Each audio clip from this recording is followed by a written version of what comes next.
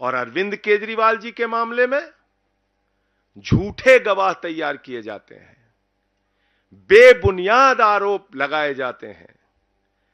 10-10 गवाहों के 10-10 बयानों को छिपाकर षड्यंत्र के तहत 2 ही बयान कोर्ट के सामने लाए जाते हैं।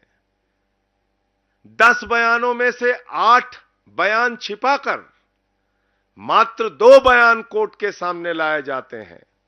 और मैं फिर से दोहरा रहा हूं, मगुंटा रेड्डी, राघव रेड्डी के 10 बयान थे। अंतिम 2 बयान में जैसे ही उन्होंने केजरीवाल जी का नाम लिया, तुरंत उसके बेटे को बेल मिल जाती है। और मंगुंटा रेड्डी कौन है? आज की तारीख में वो एनडीए का प्रत्याशी है। आंध्र प्रदेश में नरेंद्र मोदी जी की तस्वीर लगा के वोट मांग रहा है, जिसके ऊपर भारतीय जनता पार्टी और ईडी ने शराब घोटाले का आरोप लगाकर उसकी जांच शुरू की थी। आज वो कैसे मोदी की तस्वीर लगा के वोट मांग रहा है? मुझे जवाब दो भारतीय जनता पार्टी के लोगों। शरद रेड्डी 12 बयान उसके लिए जाते हैं अरविंद केजरीवाल जी के बारे में, एक शब्द नहीं बोलता। अंतिम 2 बयान में बोलता है, 10 बयान में नहीं बोलता। और जैसे ही 2 बयान में वो नाम लेता है केजरीवाल जी का, उसको तुरंत बेल मिल जाती है और वो छूट जाता है कमर दर्द के नाम पे। ये राजनीतिक षड्यंत्र नहीं तो और क्या है? चंदन रेड्डी नाम के एक गवाह का कान का पर्दा फाड़ दिया गया, हाई कोर्ट में उसने अपील की। समीर महेंद्रू पे दबाव बनाया गया, अरुण पिल्लई पे दबाव बनाया गया, गवाहों को डराया गया, धमकाया गया। और तब यह पूरा मामला केजरीवाल जी के खिलाफ तैयार किया गया।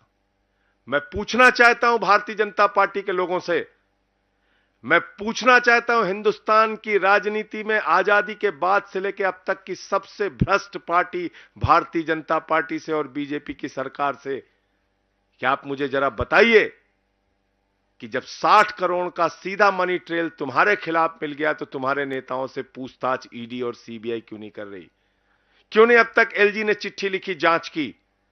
क्या कारण है कि इलेक्टोरल बॉन्ड में इतना हजारों करोड़ का घोटाला सामने आने के बावजूद, जिस कंपनी का मुनाफा 0 है, जिस कंपनी का मुनाफा घाटे में है, मुनाफा तो छोड़िए, जो कंपनी घाटे में चल रही है वो सैकड़ों हजारों करोड़ रुपए आपको चंदा दे रही है, जो फर्जी कंपनियां कागजों में बनी हैं वो सैकड़ों हजारों करोड़ रुपए भारतीय जनता पार्टी को चंदा दे रही हैं। कहां income tax department, CBI, ED क्यों नहीं जांच करती भारतीय जनता पार्टी के नेताओं की? क्यों नहीं पूछताछ होती उनकी? क्यों नहीं गिरफ्तारी होती नहीं उनकी? क्यों नहीं छापे पड़ते उनके यहां?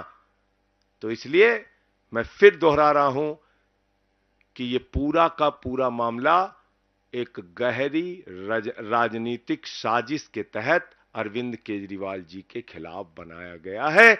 और जो बयान केजरीवाल जी के पक्ष में थे वो बयान ईडी ने जानबूझकर भारतीय जनता पार्टी और सरकार के इशारे पर राजनीतिक साजिश के तहत कोर्ट के सामने रखा ही नहीं। ईडी ने 20,000 पन्ने अनरिलाइड अपॉन डॉक्यूमेंट में रखे हैं, यानी कि 20,000 कागजात छिपाए गए हैं, यानी कि 20,000 कागजात ईडी कह रही है इस पे हमें भरोसा नहीं है। जबकि सेक्शन 50 पीएमएलए में तो आप झूठा बयान ले ही नहीं सकते।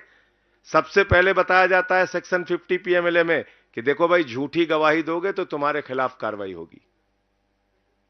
तो किसके खिलाफ कार्रवाई की? अगर 8 बयान किसी आदमी ने दिए और केजरीवाल जी का नाम नहीं लिया, और अचानक जैसे ही उसने केजरीवाल जी का नाम लिया उसको बेल मिल जा रही है, तो वो 8 बयान झूठे तो है नहीं, क्योंकि वो सेक्शन 50 में दर्ज है। उसको आपने क्यों छिपा लिया?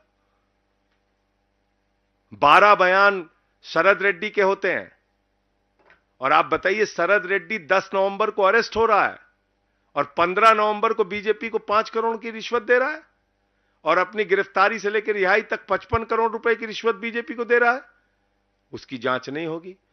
तो इसलिए हमें पूरी उम्मीद है कि माननीय सर्वोच्च न्यायालय के समक्ष जब सारे तथ्य, सारे सबूत, गवाहों के सारे बयान जो छिपाए गए हैं वो बयान भी, और उसकी सच्चाई जब माननीय सर्वोच्च न्यायालय के सामने आएगी, तो अरविंद केजरीवाल जी को राहत मिलेगी, वो पूरी तरह से निर्दोष साबित होंगे और वो जल्द ही बाहर आएंगे।